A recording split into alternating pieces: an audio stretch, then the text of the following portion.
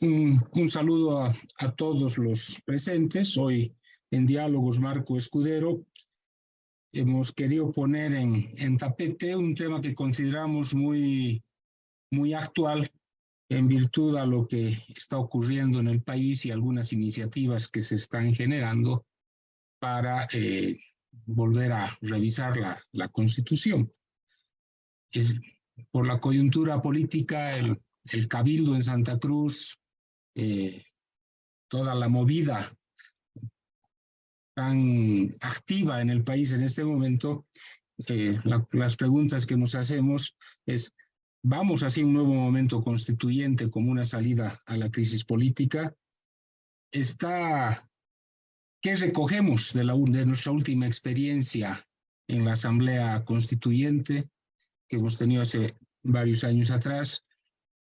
¿Debemos modificar la Constitución o debemos empezarla a aplicar en su plenitud? Porque hay varias cosas que están todavía en el aire. Pues son varias interrogantes que hemos recogido. En principio tenemos una consulta de Felipe Guzmán. Bueno, yo decía en qué medida el último Cabildo cruceño, con su decisión de revisar el estado de su relación con el Estado Nacional, es un gatillador para una nueva constituyente. Gracias, Felipe. Roberto Lacerna, tu micrófono, porfa. Gracias. Tengo la impresión de que en las presentaciones uno podría sustentar con esas presentaciones la hipótesis más bien de que el momento constituyente que se abrió en la crisis del 2003 no está concluido y que estamos viviendo el mismo momento constituyente, muy largo, por supuesto, muy prolongado, porque precisamente por la manera en que se trató de controlar, aplastar o ahogar el proceso constituyente del 2004 al 2009, se lo frustró. Y lo que tenemos ahora es un resultado, para hablar en términos de Carmen Beatriz, es un resultado inútil, ¿no es cierto?, que no es capaz de manejar y procesar las crisis como lo ha descrito tan apropiadamente Eduardo Rodríguez. En otras palabras, yo creo que la manera en que se planteó la Asamblea, las mayorías impuestas, la forma ilegal en que se procedió, la intervención del Congreso en medio de la Asamblea Constituyente, la violencia, la intolerancia, la ausencia de debate, etcétera, lo que hicieron fue simplemente aplastar ese momento constituyente abierto en 2003, que hoy se ve que fue inconcluso, incompleto o frustrado, y estamos, creo yo, también, como lo plantea ahora Felipe, en el reinicio, en la reapertura de un proceso que no se concluyó y que fue ahogado. Entonces yo creo que valdría la pena reflexionar también sobre el hecho de que las condiciones políticas en las que se llevó a cabo la Asamblea Constituyente y el resultado final de esa Asamblea son justamente inapropiados, inadecuados para completar la demanda que aparecía en los años 90 y 2000. Porque es cierto, ahora no hay todavía una demanda social por asamblea constituyente, pero recordemos también que cuando se produjo esa demanda, a comienzos de los años 2000, la enarbolaron distintas fuerzas políticas de derecha, de izquierda, populistas, institucionales, etcétera, sin tener una idea clara de qué es lo que estaban pidiendo. Simplemente querían la asamblea constituyente para romper totalmente el sistema político en ese momento. Lo lograron, es cierto, pero no han logrado reconstruir un sistema político que le dé gobernabilidad al país y mucho menos que consolide la democracia. Entonces yo quería compartir esa hipótesis nada más con ustedes. Gracias. Gracias, Roberto. Don Walter Guevara, adelante, por favor. Yo quisiera compartir algunas ideas que les han de parecer a muchos pesimistas sobre la falta de condiciones para un momento constituyente. Un tema que me parece por demás obvio. Si es que la Constitución es un contrato entre partes, todo contrato presupone, ¿no es cierto?, ¿cómo se llama?, una buena fe de las partes. No parece que eso exista. En este momento hay un actor central que tiene una idea instrumental de toda normativa, de la Constitución, del Poder Judicial, del organismo electoral, de todo. Todo se convierte en una herramienta de dominio y de poder, punto. Además lo dicen y tienen una teoría que lo respalda. Hay un maximalismo prácticamente bélico. La idea es imponer una hegemonía sobre la base de una correlación de fuerzas favorable, alimentarla permanentemente. Estamos en una especie de guerra fría o de guerra de baja intensidad, limitada y disfrazada bajo tres taparrabos: falso socialismo y falsa democracia. Entonces, prima una consigna subyacente que no todos los que están en esta actitud práctica entienden la teoría, pero ha percolado y les ha llegado a sus cerebros y actúan sobre la base de que la justicia es el derecho del más fuerte, punto. Si yo soy el más fuerte, tú te jodes y tienes que saber que yo te puedo joder a ti. Eso es lo que le dice este gobierno a Santa Cruz. ¿Cómo puede haber una deliberación racional sobre modificaciones constitucionales en estas condiciones? Yo quisiera que me respondan esa pregunta. No es solo la Constitución. Todas las instituciones democráticas se han convertido en armas de esta lucha descarnada por imponer y mantener una hegemonía total. Un totalitarismo es a lo que se apunta. No hemos llegado a ese todavía, pero no es que estemos dando pasos atrás, queridos.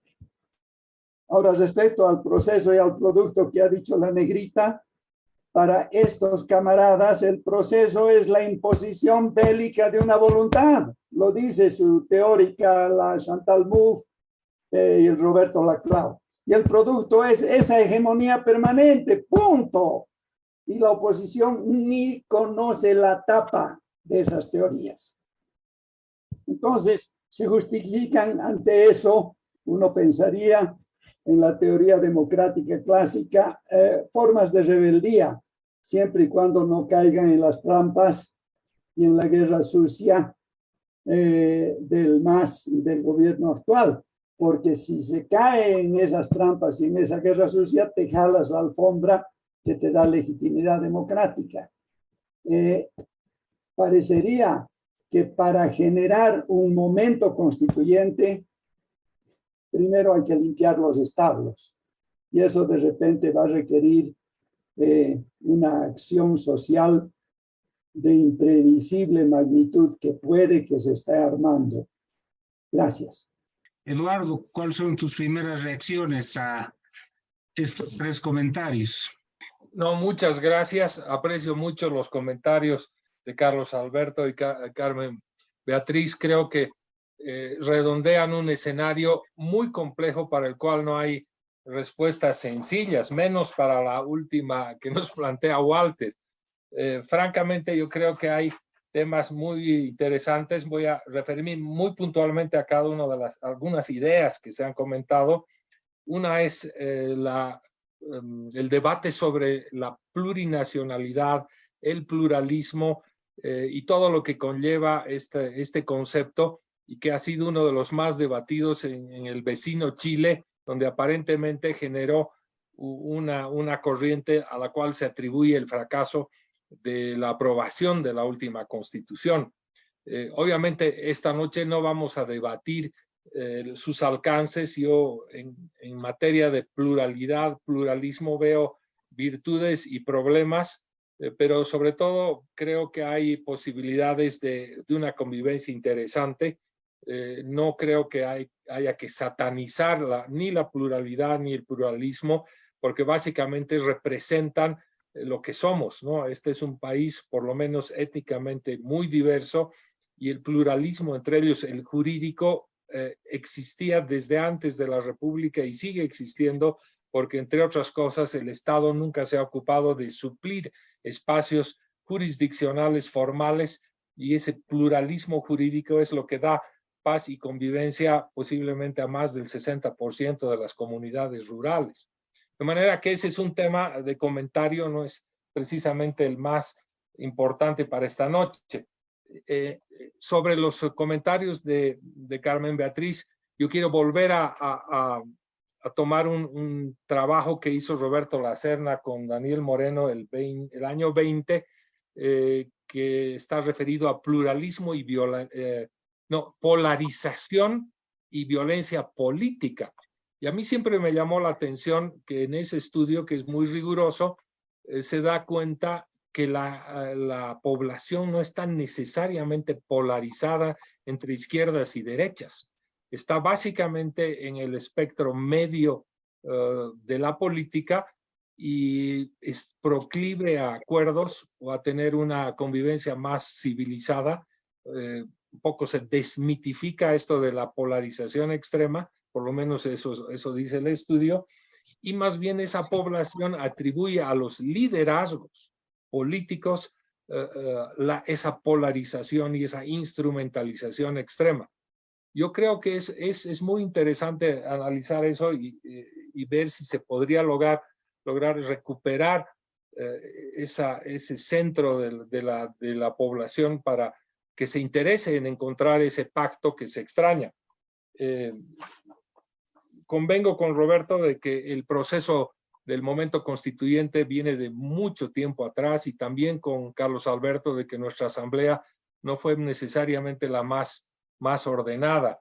Estaba revisando un último trabajo que preparó muy buen amigo Jorge Lasarte, que se llama Reforma del Experimento Constitucional en Bolivia, para abrir un debate que nunca hubo, lo cual confirma este diagnóstico que se hace de la Asamblea. Y Jorge nos habla en ese libro, que yo lo recomiendo recuperar, de la necesidad de trabajar un pacto y unos entendimientos que a mi juicio deberían ser parciales o temáticos, porque es muy difícil, y la experiencia en la región ha mostrado de que puedan salir productos compactos de toda una constitución. Puede ser, como dice Carmen Beatriz, que el esfuerzo o la iniciativa del grupo de juristas independientes sea un termómetro para medir esa posibilidad en términos de experiencia. Yo tengo algunos reparos sobre el modus operandi, aunque convengo plenamente en que hay que seguir trabajando en recuperar el poder constituyente, que es de los ciudadanos y no de los actores políticos, o menos del MAS o de la oposición. Hay un autor que es muy pro constitución, un brasilero que hizo una tesis doctoral muy importante, Chabelson, que dice que uno de los desafíos más grandes es que la gente retenga ese poder constituyente y lo ejerza, y evite que el poder constituido se apropie de él. En este caso, sería interesante debatir o cuestionar o interpelar al poder constituido, que cree que la Constitución está hecha a medida de sus intereses, en lo que Walter llama esta pretensión o ejercicio hegemónico. A mi juicio, ese es precisamente el gran desafío: desmontar una pretendida confusión entre el Estado y estos grupos predominantes que creen que tienen un Estado para sí. Pero bueno, este es un tema fascinante y aprecio mucho cada una de las observaciones. Gracias, Pepe. Gracias, Eduardo. Carlos Alberto, ¿algún comentario adicional? Sí, dos comentarios puntuales. Uno es que en el tema de Santa Cruz y este movimiento puede gatillar un nuevo debate constitucional o constituyente, creo que es interesante tener en cuenta que ¿cómo se llama esto? La relación con el Estado. Sí, Bolivia ha estado siempre metida en este debate. O sea, cuando analizamos si vamos a ser unitarios o federales, es un debate que lo encontramos desde la primera constitución hasta el día de hoy, y que es un debate que ha estado siempre encarnado en el conjunto boliviano por esa identidad territorial fuertemente marcada, que es una identidad que también hace a lo plurinacional, insisto en ello. Pero resulta que hoy ya suena un poco arcaica la discusión entre si se es federal o se es unitario, porque hoy el avance de la ciencia nos muestra que el debate es más o menos centralización. Y obviamente mecanismos de inclusión y participación y no de expulsión a título de mayor fuerza o a título de ser, insisto, mayoría. Eso no tiene ya mucho sentido, pero obviamente lo vemos aplicado día a día.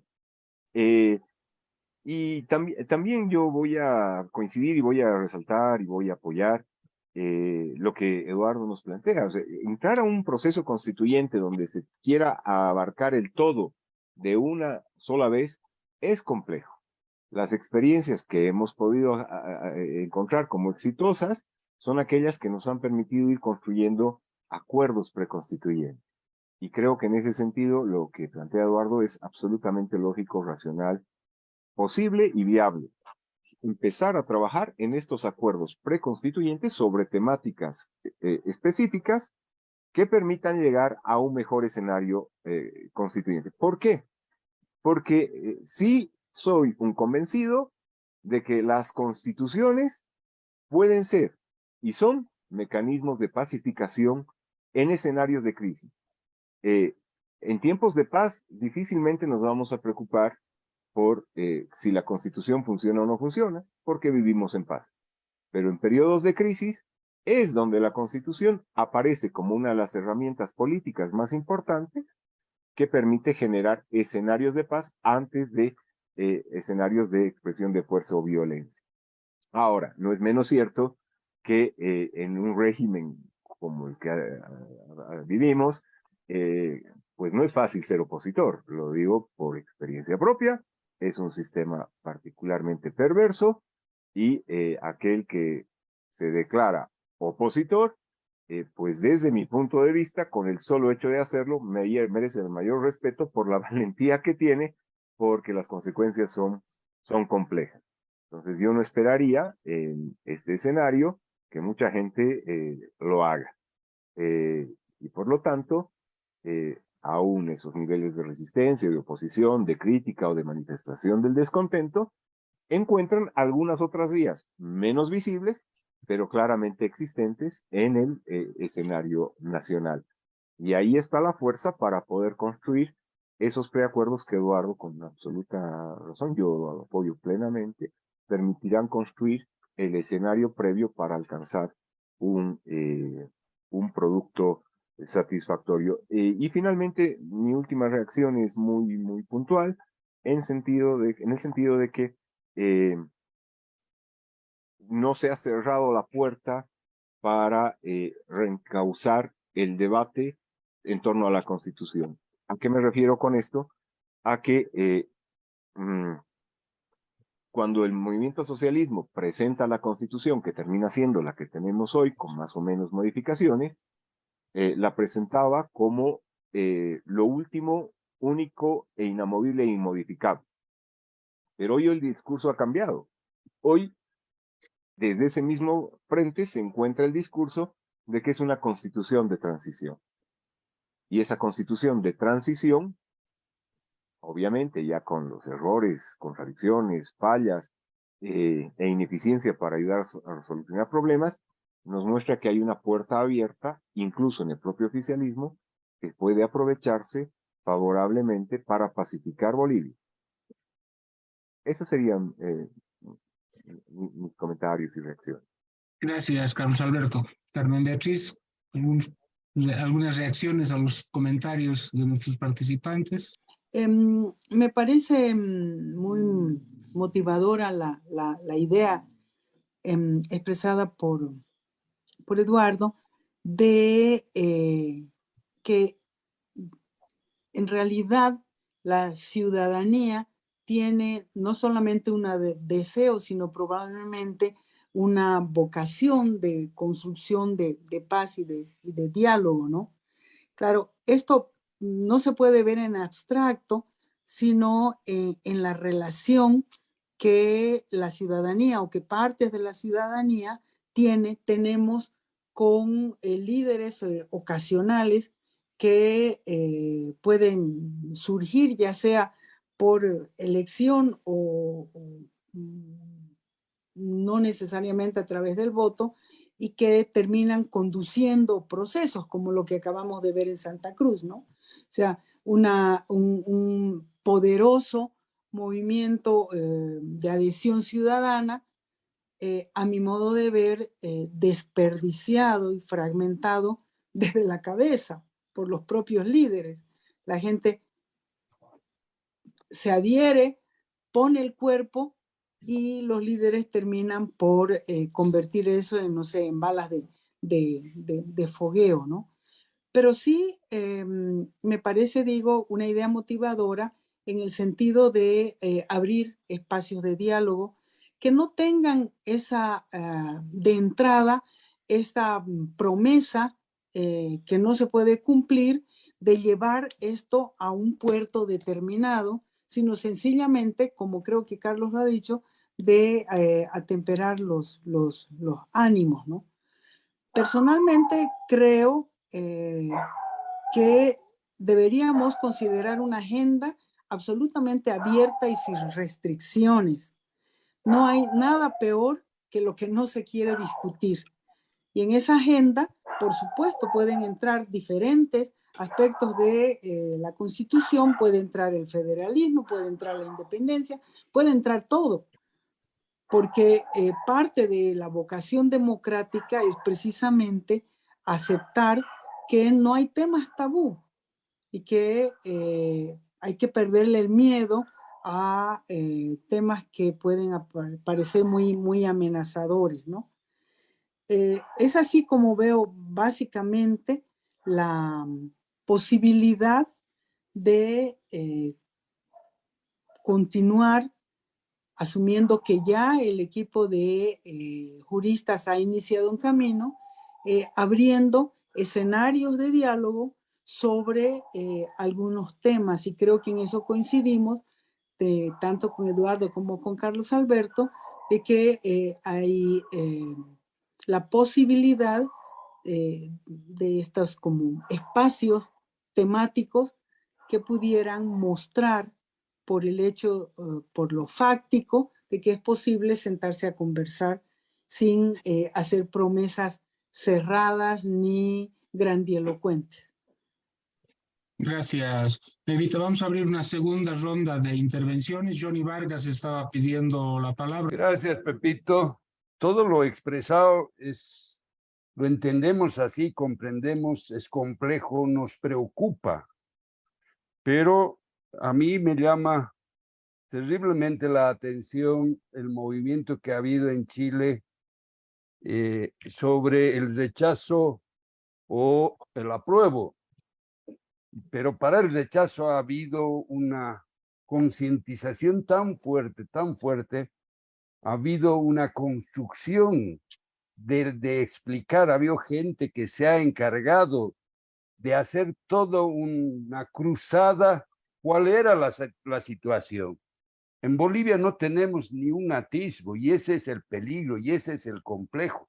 Si no desmontamos todo aquello que han dicho que es un descalabro, que en las calles se resuelven, o las trifulcas de los movimientos que se hacen, y ahí no encontramos nada, nadie entiende.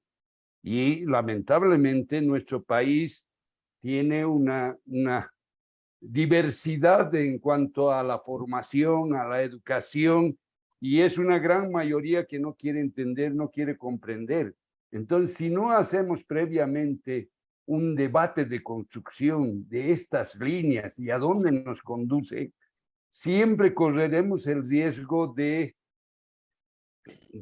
seguir, tal vez peor todavía, porque van a sacar toda su artillería y van a ir contra todas estas ideas que existen, que son del imperio y demás, y la gente no comprende. Entonces, para mí, y aquí le planteo a Eduardo y a los que han estado también haciendo el comentario, que creo que esto es una cultura perversa que tenemos instalada desde la historia y con mayor fuerza en los dos últimos decenios, en las últimas décadas, perdón, que se ha se ha vuelto violenta, se ha viralizado esto terriblemente y ya no hay respeto, ya no hay nada. Entonces, para mí, que esa cultura hay que desmontar y hay que crear una cultura de lo que acaban de decir, pero de alguna manera, porque ni siquiera la oposición entiende así, no analiza la oposición desde esta perspectiva y corremos el riesgo y la duda siempre cómo nos irá. Creo que Santa Cruz es una buena ocasión, creo que la constituyente siempre es para resolver problemas que en este momento se ha vuelto coyuntural, como han expresado justamente. Entonces, aquí va la pregunta de la deconstrucción para ir construyendo una cultura de entender qué es la constituyente y qué representa para una nación la constituyente. Y ese creo que es uno de los trabajos más difíciles que nos toca hacer, porque por muy bueno que sean todas las ideas, las exposiciones, todo, pero esta cultura que tenemos tritura, lo destruye cualquier propuesta como si fuera un picadillo de papel. Gracias, Johnny. Don Walter Guevara, una complementación. Una insistencia maleducada. Les doy ejemplos de ingenuidades. El grupo de juristas que plantea el referéndum autoconvocado confía 100% en la idoneidad del organismo electoral que va a contar los votos. Una ingenuidad. El liderazgo del paro cruceño, que ha visto una salida elegante en que se apruebe una ley en un procedimiento legislativo que está sembrado de ocasiones para hacer trampa y guerra sucia, es otra ingenuidad. La idea de que el pluralismo social, étnico, cultural que existe en Bolivia, que es un hecho, ese es un hecho innegable, la idea de que eso puede tener un aspecto saludable con una representación constitucional, es otra ingenuidad. ¿Por qué digo que todas estas cosas son ingenuidades? Porque ¿cómo ve esto el poder constituido? El poder constituido ve el organismo electoral como una herramienta de poder, el poder judicial lo mismo, y la plurinacionalidad no la entiende como lo que dice plurinacionalidad, entiende la plurinacionalidad como el monopolio de la fuerza en un pequeño grupo. Y si nosotros no empezamos por darnos cuenta de eso, estamos haciendo teoría en el vacío. Estamos ante un gobierno autocrático que apunta a un totalitarismo. No sé si va a tener éxito, pero no parece que las partes de la sociedad que se oponen a eso estén a la altura de ese desafío. Y eso me parece sumamente triste. Yo realmente contrasto esta realidad fáctica, política, brutal, cruel, con toda la teoría constitucional y todo, digamos, la esperanza en un momento constituyente, si este gobierno precisamente ha usado la Constitución del 2009 como una herramienta de dominación, la ha violado cuando ha querido, etcétera. O sea que si hay un nuevo movimiento constituyente, no hay nada que evite que eso más bien se vuelva todavía otra herramienta de poder mucho más perniciosa que va a anclar ciertos grupos en nuestra sociedad. Gracias, don Walter. Don Alberto Celada. Gracias, José. Yo quería reflexionar de la siguiente manera. No me ha quedado muy claro de las tres exposiciones, voy a ser sincero, si los expositores postulan la necesidad de entrar en un proceso constituyente o no. Segundo, tampoco no me ha quedado muy claro qué es un proceso constituyente. Entonces voy a hacer mis propias interpretaciones. Yo entiendo en primer lugar como un proceso constituyente, un proceso político que puede tener dos finalidades, o adoptar una nueva constitución o reformar la constitución actual. Segundo, personalmente yo creo que determinar si es necesario, si es importante entrar en un proceso constituyente, debemos previamente consultar a la ciudadanía si encuentran necesario ir por ese camino. Creo que hay que trabajar un poco más las encuestas. Creo que hay que preguntar al hombre común, ¿no?, si quisiera que esta Constitución se modifique, se ajuste o se cambie totalmente. En segundo lugar, también hay que preguntar a los actores políticos si quieren modificar, ajustar o cambiar toda la Constitución, porque son los dos principales sujetos cuya opinión debemos conocer. La gente común, la gente corriente, la gente de a pie y los actores políticos, que son los que trabajan o deben trabajar en el marco de la Constitución. Entonces, tenemos el buen diagnóstico de nuestros expositores de que la actual Constitución es defectuosa, tiene excesos, tiene carencias, ¿no? Se aprobó de una manera un tanto atolondrada, apresurada, imperfecta, ¿no? Y está ahí.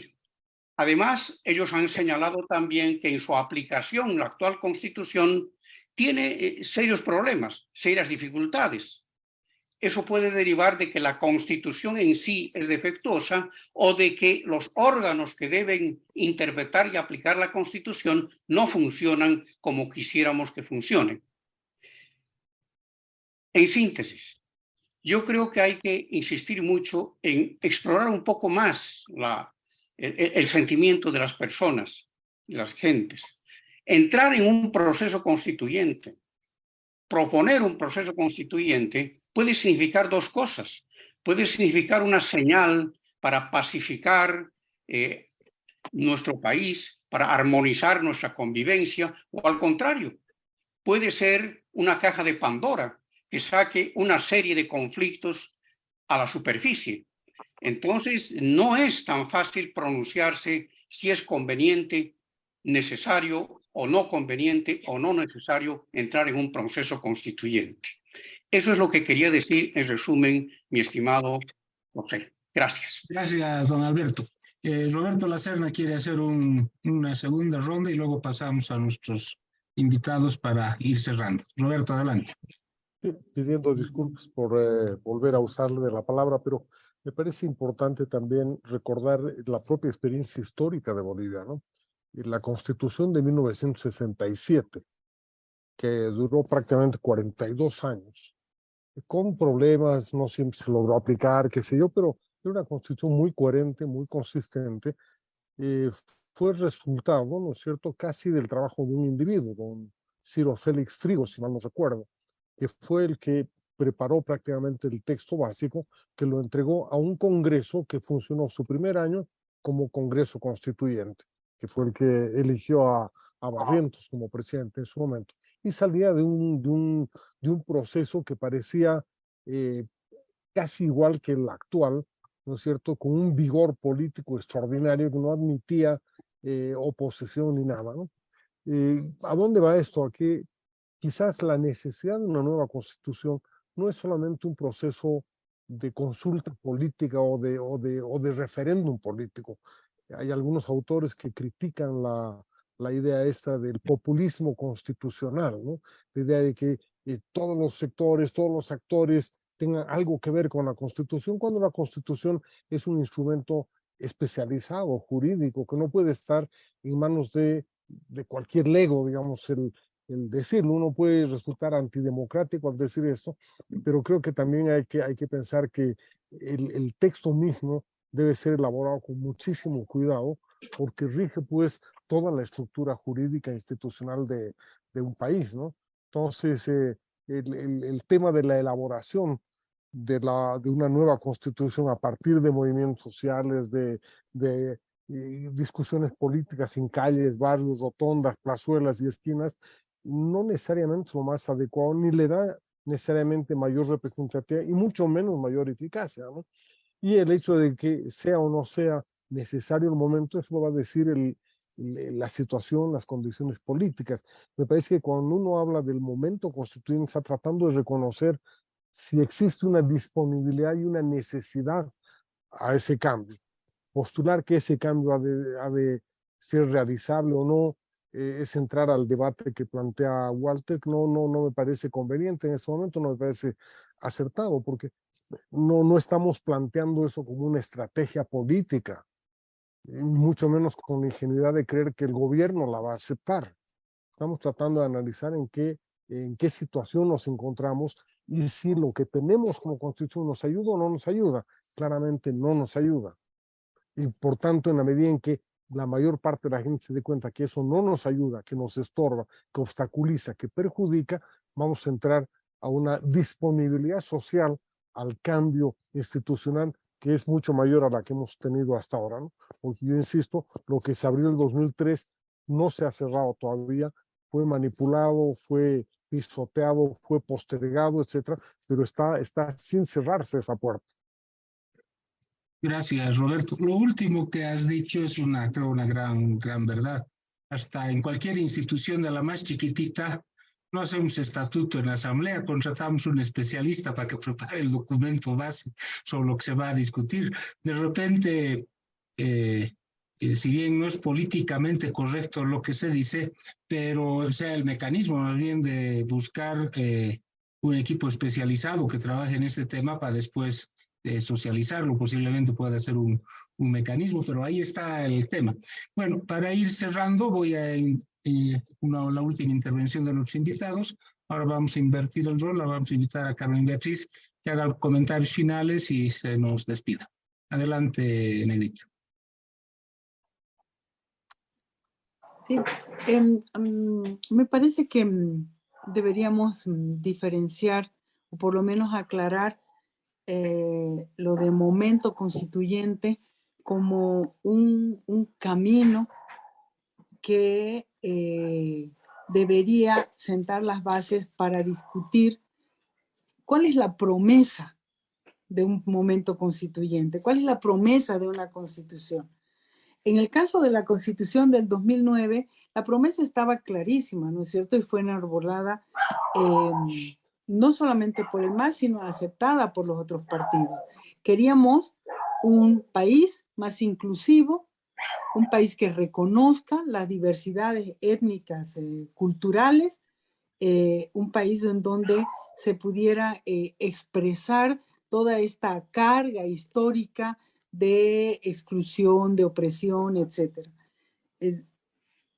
Un momento constituyente, yo lo entiendo, no solamente como las etapas o la sucesión de pasos que te llevan inexorablemente a una nueva constitución como promesa inmediata, sino como creo que ha sido expresado por varios aquí, la posibilidad de abrir espacios de diálogo que pueden transformar pedazos de la Constitución, pero para eso tiene que quedar bien clara cuál es la promesa. ¿Por qué abriríamos la Constitución? ¿Para debatir qué? El paquete completo a mí me parece inviable como una aspiración en el corto y el mediano plazo. Por eso apuntaba más bien a la posibilidad de, no sé, comisiones, equipos, comenzar con algunos temas, porque en ese camino sí debería aclararse qué es lo que el conjunto del país quiere, o por lo menos la mayoría, porque finalmente esto termina por votarse en las urnas, ¿no?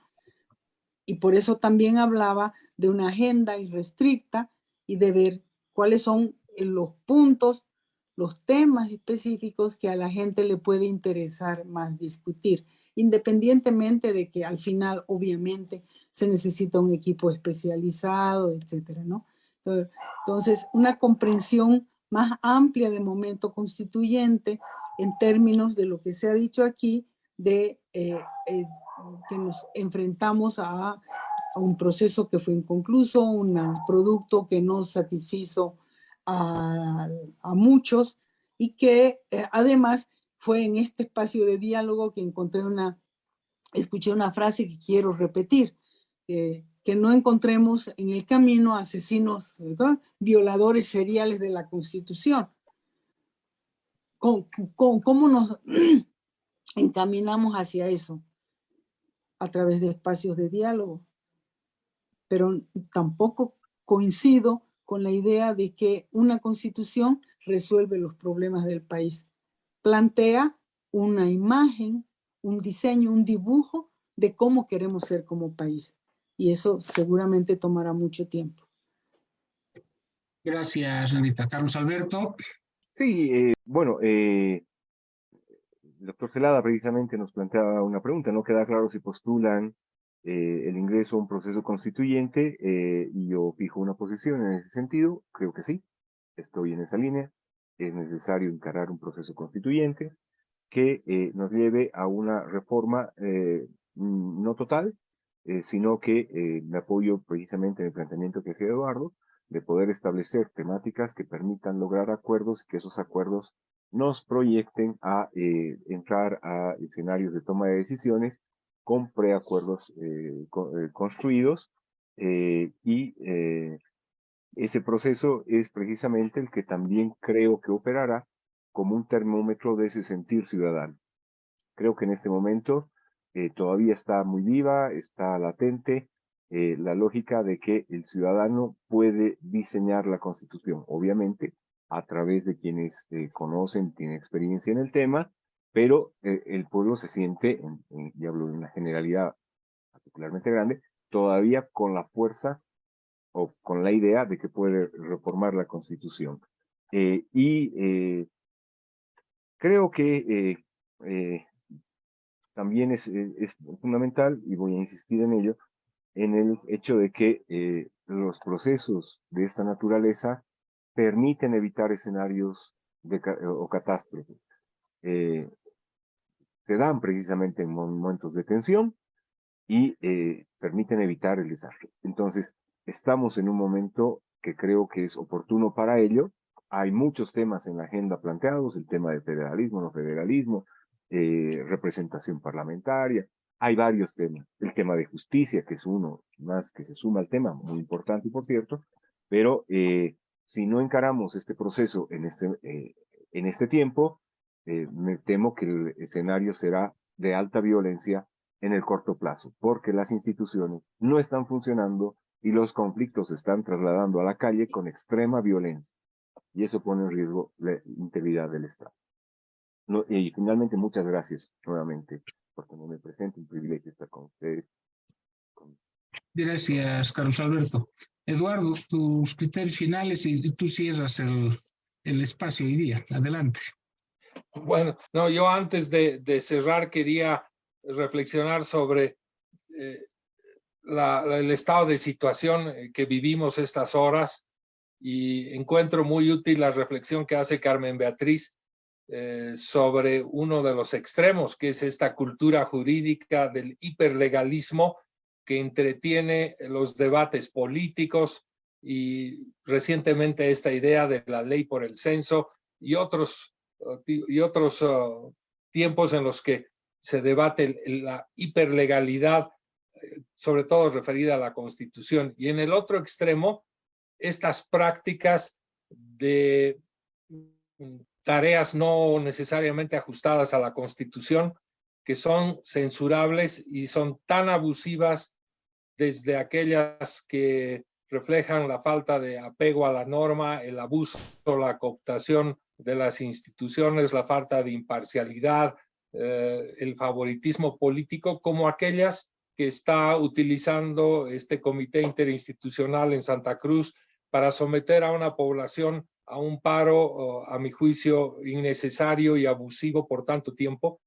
Yo creo que esta es una expresión, como son también estas actuaciones poco democráticas del gobierno o la mayoría política, son exactamente lo que la gente desprecia. Yo creo que estamos en esta difícil situación de tener un tema de cultura jurídica complicada y estas decisiones de hecho que nos llevan a una enorme frustración.